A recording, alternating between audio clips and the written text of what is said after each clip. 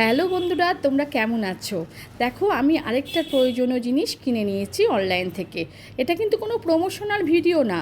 যেহেতু আমি তোমাদের সঙ্গে সব কিছু শেয়ার করি, তো এগুলি বাকি রাখি না, যা কিনি তোমাদের সঙ্গে শেয়ার করি এবং সবটাই প্রয়োজনীয় জিনিস।